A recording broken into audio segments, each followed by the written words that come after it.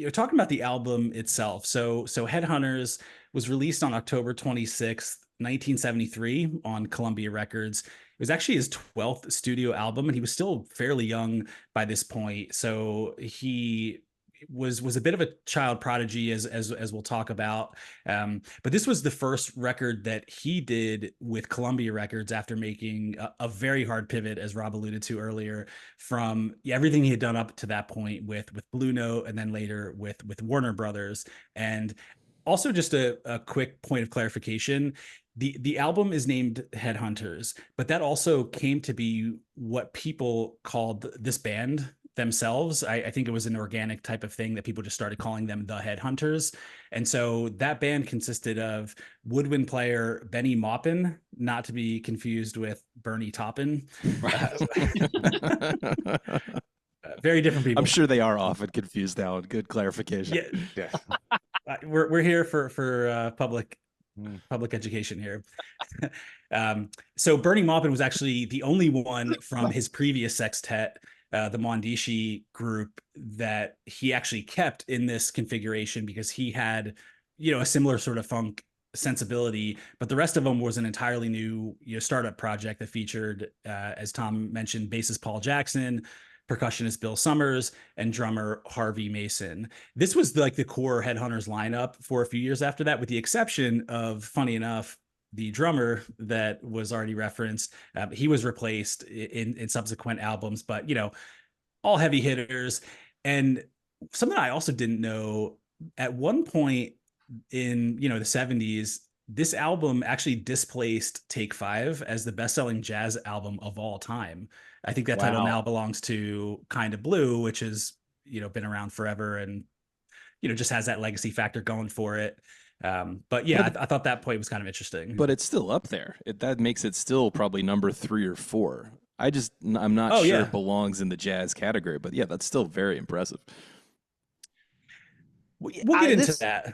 I pictured this album as the I Want a Payday album, and I don't necessarily mean that in a negative way. I think that he definitely looked at what he had been doing and said, there is a limited amount of financial runway that I'm going to get out of doing this kind of jazz. And so, hey, this funk's pretty popular. Why don't we just start throwing that shit in with jazz? And frankly, it probably was really easy for him to write and arrange these songs, because they are, generally speaking, and this is going to sound like much more of a diss than it is, but this does sound like they just all kind of got high and jammed for a while. And it sounds like a much more technically proficient version of some stony jams that I was doing in college at the time. Alan, I definitely was playing this style of music in college, and I had been playing for a while at that point. I think I was more in the like Rob DeLeo style of bass playing from Stone Temple Pilots. That was like how I learned, and this was a nice departure for me. So it never imprinted on me as much. But the entire time listening to this, I'm like, these guys are probably having a blast. It's probably really fun to be in the studio just ripping over these chords, because you're not that you're not breaking a sweat, but it's not the kind of jazz where it's like, oh my God, what's coming next? I have to constantly be on my toes. It's like, you just get free with it. Okay. I can see that. Yeah. Cause I heard in an interview with Herbie where he was saying that John McLaughlin was coming out of those Miles Davis recording sessions and would like confide in Herbie and be like, what the hell what was that? Like they just did a session and they walked out and they're like, was that good? Was that bad? Like, I don't know what just happened. And Herbie said something to the extent of like, we'll find out. They usually sound good by the time they hit the vinyl. So what you're saying is that it was much more, just not as structured, right? So they had no idea what they're doing, versus this, as you're saying, there's a very clear structure, which is the 2 chords, and then everybody just vamp on it and solo on it. It's so definitely much more grounded than other stuff that was going on at the time. Right. Okay. Yeah, absolutely. And something I learned a little bit about, so I'm not listener, if you've come here for an education in jazz history, you are not going to get it in this episode. You can go back and listen to some previous jazz records where I know Rob has covered a lot of this history extensively, but something hold on, I'm going to pipe up constantly. What are you talking about? Yeah. You think you're going to silence me? Yeah. Rob's got us covered. Staid commentator Rob, who usually just hangs in the background. No interjections. We tried to ship Rob to Germany for this episode, but he's the home of jazz, Germany, definitely. Yes. Yeah. So, but something I didn't really realize that much, although it makes some sense, is I did pull a Rob and was able to get through a good bit of Herbie Hancock's memoir called Possibilities, and he talks a lot about his time playing with Miles, which we'll get into, and but of that era, or at least in the Miles style, he was very much a I don't want to beat this shit into the ground. I want to get in. I want to capture first take. If we can get it on the first take, that's it. And so this record wasn't quite in that style. Like, it was a little bit more put together, but yeah, I mean, it was recorded over 5 days. It was these jazz players who this is definitely simple kind of fuck around music for them, was probably not super difficult because they were drawing upon their 10 to 20,000 hours of playing that they were bringing to the table at that point. I think it's worth mentioning because we've talked about it on rock records as a negative thing, where it sounds like the band's hanging on by their fingernails and they're just barely playing the song, is what we mean by that. Mm-hmm. And I think what you're referring to is this ethos of jazz. And you're right. I think Miles Davis, as a band leader, especially around this time or in the late 60s, when Herbie was in the band, really wanted the band to sound that way. He liked that vibe. He liked pushing them to the brink. Exactly. Right? Like right to their failure point and capturing that energy. Which is probably why John McLaughlin walked out of the session saying, I don't know what happened. I don't know if it's going to sound good. Right. Absolutely. So let's talk a little bit about Herbie Hancock himself, because he is, of course, a household name, titan of jazz, still doing stuff of marginal utility, or of not necessarily.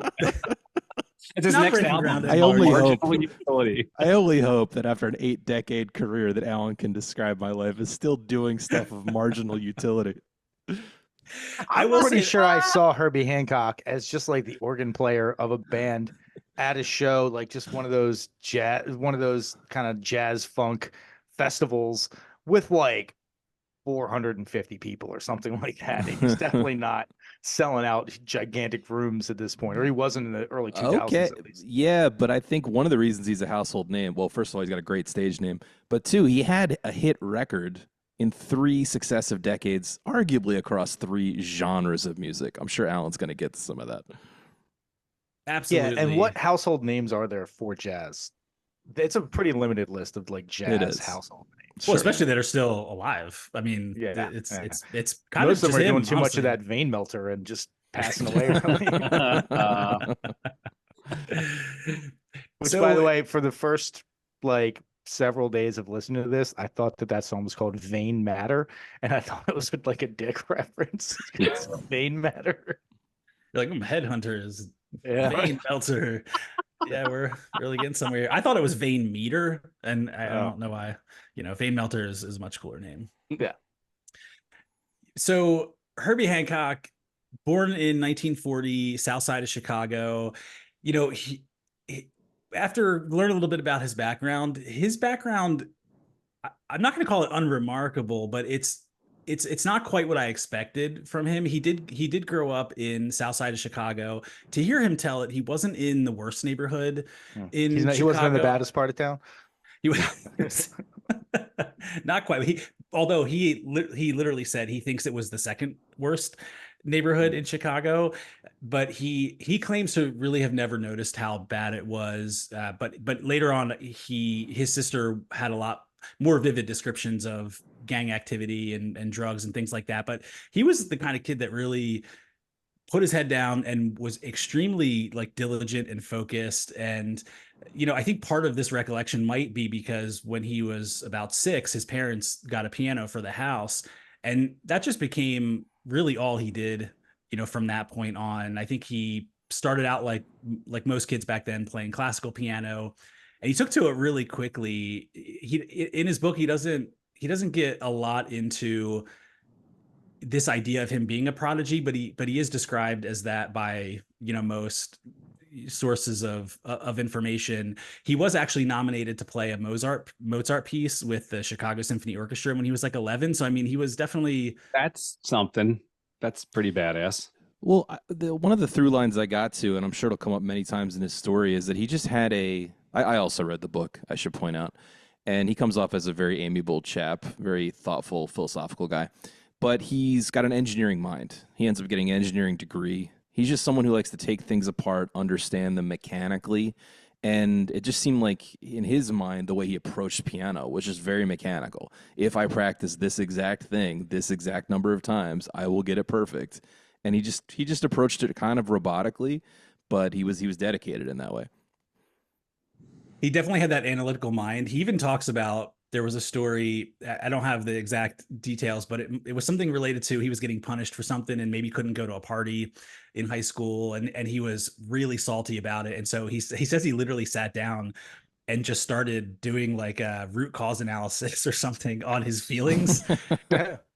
And was like, why am I feeling this way? Well, it's because I'm sad that as of right now, these people are having fun and I'm not. Well, when are they going to stop having fun? Well, the party is probably over at midnight. So if I can just get through the next 3 hours of discomfort, I know that in 3 hours, I will be in the exact same place as everybody else. And so that's how he approached all these situations, to Damn. Rob's point, like very analytical.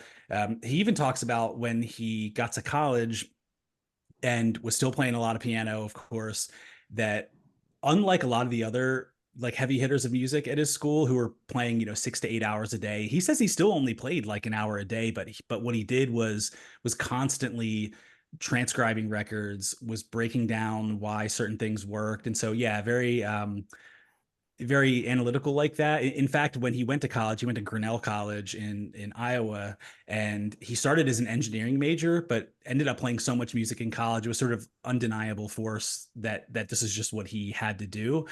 So he ended up changing his major. I think he might have done like a double major in music and engineering.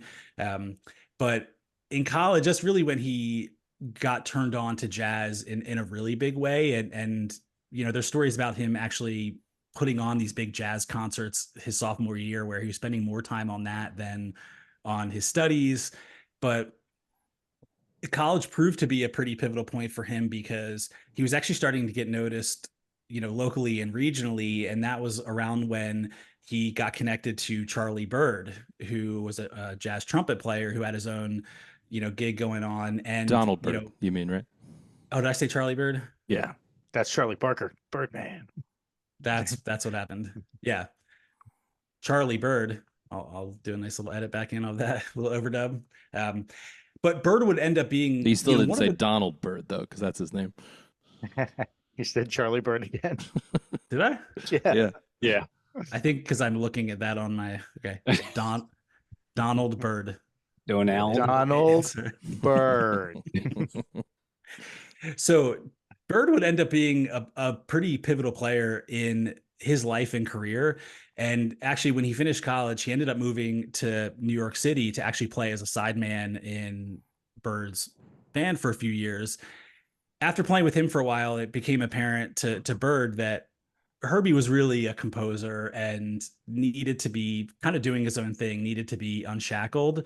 And so he actually convinced Herbie to start focusing on writing his own stuff.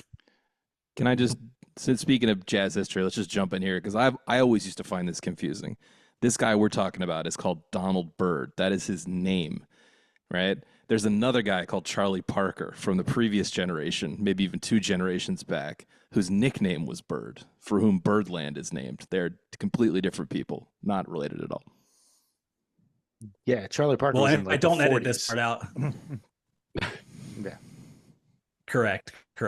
And so you can hear us riffing on this little mistake here in the bonus footage if you go to our Patreon page. Well, I just mean calling someone in the jazz pantheon Byrd. I personally found that confusing until I understood that there's one guy whose name is actually Byrd, and there's another guy whose nickname is Byrd. Yeah. Good point. Good point of clarification. I will still call him Byrd to spite you. And I think Charlie Parker you're of was course already talking about already dead of a heroin overdose at this point or something, right? Oh God, when did Charlie Parker die? Pretty must have been late 50s, I think. Wow. look, I spent all my cognitive bandwidth just trying to get through the history of Herbie Hancock. I don't have dates for the actual Bird or, whoever these people are. Ooh, he died in 55. God damn. Jeez. And Charlie Parker was Miles Davis's mentor. So much older guy than a Donald Byrd. or a Miles Davis. Certainly different era, little earlier there. What I found really interesting, there was a lot interesting about his relationship with Donald Byrd, but contrary to a lot of the artists that we talk about, where it's all about horrible business decisions and some sort of mismanagement, Donald Byrd actually set him up in a way that would allow him to be able to like thrive financially throughout the younger parts of his career. And so what happened was, as he was encouraging Herbie to start writing his own compositions, he said, you're going to have to go get these recorded, and you should go down to Blue Note and talk to them, and they'll record this. And Herbie talks about saying, well, they don't know me. I mean, they know me as a sideman, but why would they take a chance on me? I haven't proven I can sell records. And he goes, what you got to do is you got to go down and tell them that you just got drafted into the military and you are sort of on the clock, and that you want to record this record before you go, which was all totally made up. Oh, that's good. Nice. Yeah. That's Good smart. tactic. Yeah. Yeah. So he's like, okay, I'll do that. He's like, but then the second thing you have to do is, once you convince them to do it, which I think you will, you have to convince them to let you maintain the publishing rights. So you have to set up your own publishing company, but you don't actually have to do it. You just have to tell them that you've already done that, so that they don't lay claim to those songs. Exactly. Oh my God, dude, that's next level. So he goes in and does the song and dance. They say, okay, we'll record you. It's got to be, ideally you can record whatever you want, but if you have a standard or two that people are familiar with, that'd be great. So, but we want to maintain publishing rights. And he says, in a move that he could have very well regretted, that was definitely a big bluff, he lied and said that he started a publishing company. And to hear him tell it, it's probably a dramatic recitation. Who knows if it actually happened this way, but they basically say thanks but no thanks, get up, start walking to the door, and in one of these like dramatic movie moments, finally at the very end, the guy stops and turns around and says, okay, keep it, it's yours. Wow. And so that actually Just led picturing him getting put on the spot. Oh yeah, well, what's the name of your publishing company? Oh, Hancock Limited. No, Herbie Records. Intercock. So he cuts his first solo record with Blue Note on this, on this premise. The album's called Taking Off, which included a song called Watermelon Man, which ended up essentially paying his bills for the next decade while he, kind of found his way in the music scene. Let's drop in a clip of the track Watermelon Man, because we're going to come back to it a little bit later. Let's get a taste of that. So I'm just trying to do a time check here because I don't want to ramble too long. I feel like we're already into the shit here. I'm showing 32 minutes. Yeah, you're good. All right. So this was essentially, it became kind of his first hit, if you want to call it that. It wasn't a smash hit, but it was enough to get traction and pay him residuals over the years that he ended up using to finance some of his other projects. But he got an additional lift because it was covered by this guy, Mongo Santa Maria. Rob, if you know more about this guy, well, feel free to weigh in. I don't know a ton, but he was a Latin band leader, kind of like a Tito Puente, who we recently covered on the podcast. And yeah, his version of Watermelon Man was a bigger hit, and that was part of how Herbie got those residual checks. And I mean, you said it, Alan, but I just think we need to emphasize that one bad contract at the beginning of your career can really tank your ability to make money, and one good contract at the beginning of your career can really help you skyrocket. Yeah, give you that security to be able to take more risks and take more chances. I am kind of curious. Watermelon Man to me seems like a standard at this point. Like, is there an actual process for something being determined a jazz standard, or is it just it has to have been recorded by other people at some point? It's a pretty organic process, to my understanding. I actually listened to another podcast all about how the real book was originally compiled not too long ago. And I don't believe Watermelon Man is in the real book. It came a little too late. But the real book is a is a book that's been distributed since the 50s of jazz arrangements of so-called standards, and it forms the basis of the set lists of a lot of traditional jazz players, let's say. But to your point, Tom, no, I think it just happens organically over time. People start making more and more recordings, and it becomes a standard thing that when you go to the gig, people will call that song, and you're supposed to know it. Yeah, because I feel like I've been in hotel lobbies or shit like that, and the band there has just been playing Watermelon Man. It's one of those songs where you hear it and you kind of, it's got a recognizable hook to it. So Oh yeah, maybe that's what. Yeah. Is there anything about songs going off of intellectual copyright? Like, like however long it is it 50, 80, 100 years where it becomes part of public domain? Is there any aspect of that to the standard thing? I mean, that is a part of it, but I think most of that copyright, don't quote me on this, might be something more like 100 years. So we're just starting to go off copyright for some of the Tin Pan Alley types. Yeah, all right. The podcast about the real book was a really interesting one because one of the things that got across, I'll try to keep it short, was that those were Berklee Music College students who were getting frustrated at not having handy shortcut arrangements for when they went to their jazz gigs. And they decided to compile them. But what they were really compiling was already cover versions of many, many songs from the 20s, Cole Porter songs and Duke Ellington songs, stuff already from a bygone era. Disney songs are in there that had been reworked by Miles Davis and Bill Evans. And so what they put down on the page was actually the reharmonizations that these later jazz musicians did. And the challenge is that in the modern day, people kind of treat the real book like the sheet music. Like this is the way to play the original song. But that was never the intention of jazz. The intention was always to reinvent it for yourself in each new era. And if you get a little too caught up in just playing what somebody already played, what are you really doing, right? Right. Totally. Yeah, you're jazz. You're playing to a room full of nobody. That's what you're doing. It is, every time I learn about jazz, I have to remind myself that there was a period pre-Beatles, pre-rock and roll, maybe even pre-Elvis, where jazz was the prevailing popular music for a big swath of the country. And it was really selling a lot of records. And then that just completely went away, never to return. Yeah. It does seem so foreign, even going back into this like brief bit of history and reading about Miles Davis and some of these other folks. And you see like the album sales that some of these had, and you're just like, who the fuck was buying these? But yeah, I mean, that was the dominant thing at the time. And so Herbie cuts this record and, starts a nice little income stream that helps sustain him for a while. But the biggest thing that this record did for him was it caught the attention of one aforementioned Miles Davis, who actually personally sought Herbie out at this point in time to play with him. And just as an aside, in going through this book, very interesting book, some good vignettes. I thought one of the funniest things about reading this was his different characterizations of his conversations with Miles Davis, because it seems like exactly what you would expect him to say. For instance, at one point after his very first rehearsal with Miles Davis, Miles was not communicating all the details with him or, providing him context on what he was doing. So after the first rehearsal, he goes up to Miles and he asks, "Hey, am I in the band?" And Miles's response was, "You're making a record, motherfucker."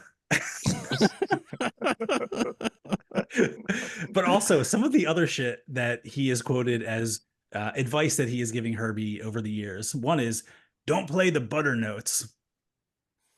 Of course. Yeah. Didn't explain them. Just he took that to mean the third and the seventh, which sort of distinguishes major and minor chords. No, Miles is a great figure, not just because of his playing, but because of what you're talking about, Alan. He's a man of very, very few words. And when a guy like Herbie hears the butter notes comment, he thinks about it for the next 3 weeks, trying to figure out what the hell this guy meant and comes up with his own interpretation. But that's all he would give you. I read Wayne Shorter's autobiography as well not too long ago, and one of the things that stuck out to me was when Miles Davis was attempting to recruit him, Wayne Shorter, the saxophone player, for his band. He just called up randomly to a hotel room on some tour where Wayne Shorter was playing, and Wayne Shorter picks up the phone in the hotel, is like, "Hello," and there's just a dude strumming guitar, no hello, no nothing. And then that goes on for like 45 seconds. And then Miles comes on and goes, guitar's a motherfucker, ain't it? And then hangs up. And so Wayne Shorter's like, so I guess I got the gig. All right, let's. Right. Yeah, So I interpret no that as interpretation practices needed. on Thursdays at 10. Right. He was purposely cryptic, we could say. Although sometimes he wasn't as cryptic as in, this particularly heady wisdom. Don't bring no bitches to the gig. And then my favorite one, apparently Miles had a way of describing playing things, but not playing to a certain sound, but playing to a certain like color. Like you'd be like, play red, but or play this car, And so he tells a story about one time he saw a woman walking down the street and he just looks over and he goes, hey, play that. That's Yeah. awesome. So long story short, he does end up getting the gig with Miles, and among other guys like Ron Carter, Wayne Shorter, and others, ends up forming, Rob mentioned earlier, what was referred to as the second great quintet. Plays with Miles for a few years, still is continuing to do his own stuff on the side. It does movie scores, commercials, again enough to keep an income stream going, and obviously learns a lot from Miles. But another sort of pivotal moment in his career was in 1968. He goes into the studio to record Miles in the Sky. And when he goes into the studio, he looks around and he doesn't see a piano anywhere. And he goes up to Miles and he goes, hey, what am I going to play? And Miles just pointed to a Fender Rhodes and he goes, play that. Yeah. Which was a brand new technology at the time, right? A brand new instrument. Oh, the road. Yeah, right. Which the Rhodes is one of my favorite tones of any keyed instrument. I really love the Rhodes. So good call, Miles.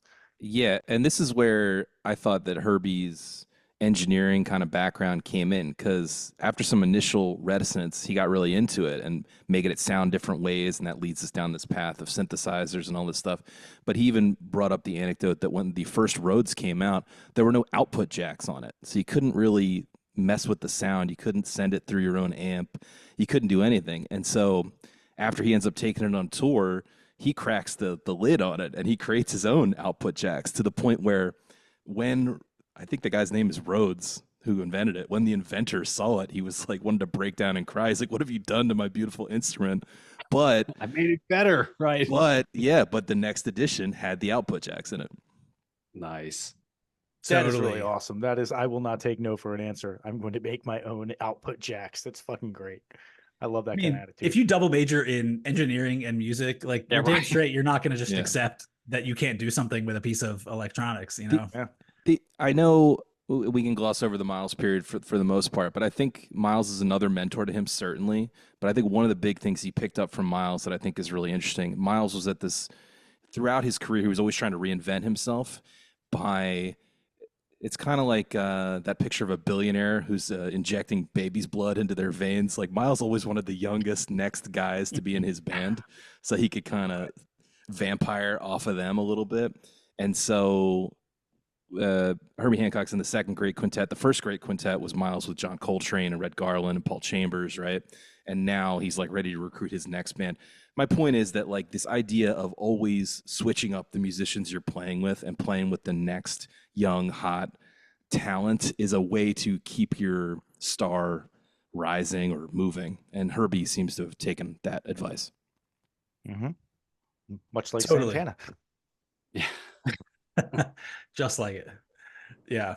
So, sorry, where the fuck was I? Alan, I will just say, by the way, you sound a lot more loose on this recording. You sound like, I think the last recording you sounded a little more stiff. You sounded loose. You sounded good. I appreciate that. Great. Yeah. Awesome. Yeah. I'm trying not to, I feel like sometimes with these guys like this, I'm like loaded down with context. So I'll if we go far, I'll edit or whatever. But yeah, appreciate that. So to Rob's point, around this time, late 60s, Miles is starting to sense that the guys in his band, the young bucks, are starting to want to do their own thing, and he thinks he's going to start losing them, in short order. And so at that point, Herbie Hancock actually got married and went on a bit of an extended honeymoon, and Miles used that as a little bit of a lever to kind of push him out of the band because he brought in, I think, Chick Corea to kind of fill in for him, who obviously was holding it down, no problem. And, so I think by that point, the writing was on the wall. Herbie, felt like it had run its course. So it's hard to tell if they sort of mutually parted ways or, might have been more at Miles's urging, but ultimately I think he got fired for sure, but I think Herbie ended up thinking it was a good thing. Wait, can I mention too another thing I read about Chick Corea? Because we've all listened to some of the Chick Corea stuff, Return to Forever, and yes, he effectively replaced Herbie Hancock in Miles's band. But additionally, looping back to the Watermelon Man Mongo Santa Maria thing, the whole reason that Latin band leader covered the Herbie Hancock song is because he had Chick Corea playing in his band. He was sick, couldn't make it for a couple weeks, got Herbie Hancock to sub in, and they played Watermelon Man at one of those gigs, and the guy was like, "Oh, this is cool. Let's do this." Totally. Yeah, I mean, these guys are just heavy hitters, right? Incestual as well. Well, I mean, there's, a finite amount of people that can hold their own. So it's a matter of time before it all kind of gets back around to each other. So Herbie had been making his own music for a few years. They part ways. So he forms his own band, which was a sextet. Wanted to kind of bring the same vibes that Miles had of letting the players explore, push boundaries. And, ultimately he is trying to, broaden his audience with this new configuration, is having some trouble getting gigs as he puts it, which I find a little hard to believe given what his pedigree was and what his experience was. But I think with this new configuration, he was, trying to find his footing. At the time, one of the band members that was in that group, in his new group, convinced them all to take these Swahili names because there was a lot of awareness around the civil rights movement and, sort of returning to your roots. The name that Herbie was given was the name Mwandishi, which means composer or writer. And so, from that point on, that era of Herbie Hancock's playing became known as the Mwandishi era, the Mwandishi band. And these guys went out there, according to Herbie, they were getting into outer space. Like, this was total free jam, very loose, extremely experimental. He talks about times where they would play a show and he would play for an hour before they got to the head of their first song. And yet he couldn't sell any tickets. It's amazing. Inexplicable. Yeah, why couldn't they get gigs? I don't really understand it. Well, this was their solution to not getting gigs. Good Lord. Well, to be clear, right, he's coming off of Miles Davis. That is the top pedigree a jazz musician can possibly have. And it's understandable he wants to continue in a similar style. But at the same time, the musical world is constantly changing, as we know. And I think especially in the late 60s, early 70s, the, let's say, black excellence in the music industry is kind of shifting away from jazz and into these other genres. For sure. Yeah, at this point, there's a lot of melding and lots of different confluences are happening. There was a point even during this time where Herbie Hancock reached out to Bill Cosby because he knew that he had met Bill Cosby before. And obviously we know his history, but this is just a part of his story. And he had actually reached out to Bill Cosby because he had a manager. And by that point, he was managing so many different projects that he was like, oh, well, this guy knows how to get a manager. I should call him. He calls Bill Cosby and Cosby's like, okay, whatever, we can talk about that. But actually what I want you to do is record a record for this cartoon that I'm doing called Fat Albert. But doing that is when he got really tuned into like this R&B sound and a lot of the funk sounds, James Brown, Sly Stone, a lot of that stuff that would influence, this later Headhunters stuff. So they go another few rounds, do another few records with this, Mwandishi group, which was the whole thing. They're showing up fully decked out in, African garb. It was a whole thing, but ultimately got to a point. This is very early 70s, right? This is like 71, 72. Exactly. So, all right, I'm going to try to speed some of this up here. But to hear Herbie tell it at one point, in this configuration, they actually played a gig with the Pointer Sisters who were opening for them. And he says it was that point where he saw that what most people thought was this gimmicky band that was kind of schlocky and not real musicians, but they were lighting it up and getting people dancing. And instead of just listening to the music, people were actually like physically responding to it. Now hold on. Right. I think you might be confused because I listened to a live version of doing the Neutron dance where it took them 16 minutes to get to the head. All joking aside, I actually kind of like the Pointer Sisters. I think they do some good stuff. Well, that's really funny to think that to really be jazz, to live the jazz life, is to play to no one and to be so experimental that only the true people know what's going on. And can you imagine like living in that world and then playing people and like you said, Alan, your music, oh my God, they're getting up, they're reacting to me versus just kind of glaring at me and Clapping people at the like head. this. Yeah. right. Can I make Clapping a at point? the head, yeah, right. I have Yeah. an opportunity to cite David Byrne, my hero again, in his book How Music Works, because one of the themes he talks about in music, which I think applies here, is that it always starts as something that people feel in their body. Every genre starts that way. Dancing is the response you're expecting from the audience, but over time, sadly, it becomes intellectualized and moves up into your head to the point where dancing to it is strange and soft, and being quiet during it is appropriate. And there's something about it moving from our like primal self to our intellectual self over time. That happens in every genre. Oh, that's so interesting. It's Nice. like a perversion almost. Yeah, Like, it's very weird. Yeah. So long story short, well, long story long, actually, depending on how long you've all been listening. It was at this point he realizes this funk thing, it's just what I want to do. And maybe he was selling out, but he did seem like he had some financial acumen, kind of knew which way the winds were blowing, but ultimately he wanted to make funk music. So he ends up dissolving the Mwandishi project and assembles an entirely new band, with the exception of, again, Bernie Maupin, who also played on Bitches Brew and was pretty connected to like the new electronic thing that was happening. So Herbie brings these guys together, starts working out some new tunes that he wants to be like more of a straight up funk, but like, let's face it, these are just jazz guys. And so what they start playing ends up being this funk, but just turns into jazz, of course. By this point, he's also struck a deal with Columbia Records, and they didn't really like what he was doing, but he had a little bit of a reputation, so they kind of rolled with it, and out came this Headhunters record, and that brings us to our favorite segment of this podcast at long last, called By the Numbers. Yeah. That's right, baby. It's a jazz album, so it's all one record, one person. It's all 251, Adam. You missed, you missed an obvious sorry. one there. One, the number of listeners at the early shows. No.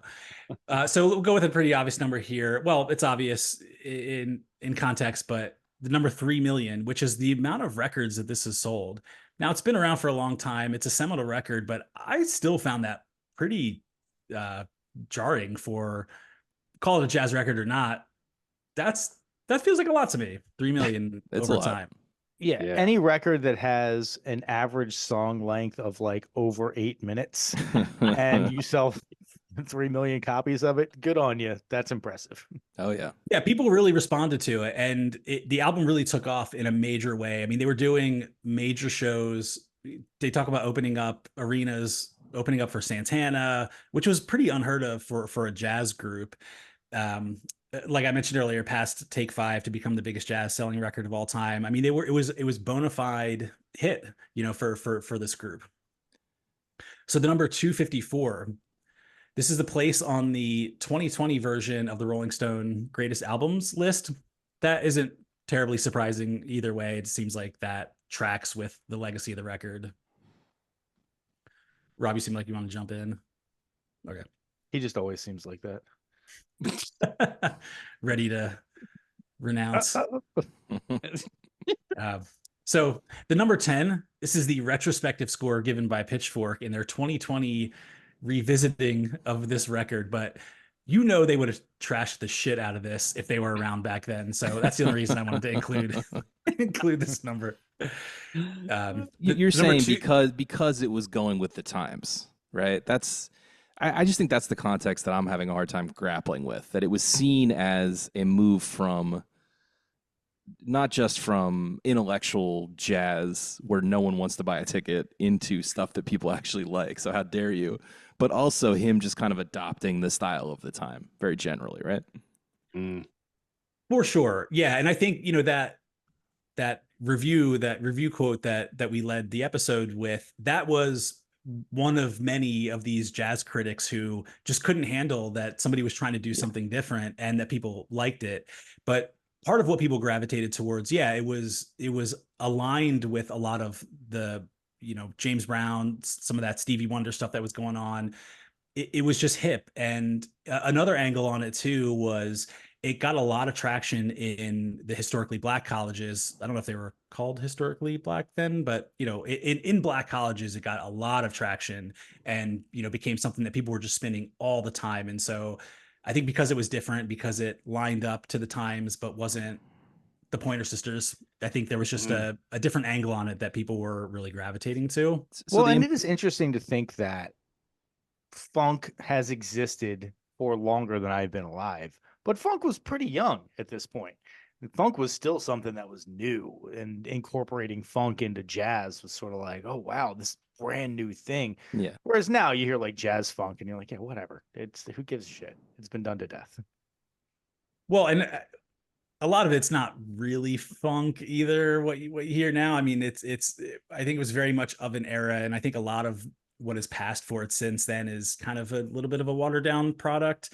But yeah, so they were very hot at this point, cemented his legacy moving forward to the point that the next number on the list is 2007, which was the year that this album was actually added to the National Recording Registry at the Library of Congress for being culturally and historically significant. So, hey, like it or not, it has made its mark in society, has been recognized as such. And then the final number is the number 4, which is the number of complainers on this episode who would like to thank all of you for your support in helping us launch and grow this insanely bold initiative that we've been undertaking for the past few years. But we're definitely feeling the love. Honestly, just tuning in each week, it's an awesome way to continue supporting what we're trying to do. But if you do want to go the extra mile, leave us a 5-star review, tell a friend about the show. You can join our Patreon either at the free level or for a mere $5 a month. Help us continue to produce bonus content like our song battle series, and much more to come. So thank you again. We promise to never complain about any of you unless you write in and give us good reason to. And we just released our song battle best one-hit wonders of the 1970s series. We just began releasing it, it got pretty chippy in there. No. Oh yeah. Oh Never. yeah. That's a surprising development in any type of competition in our friendship involving these folks.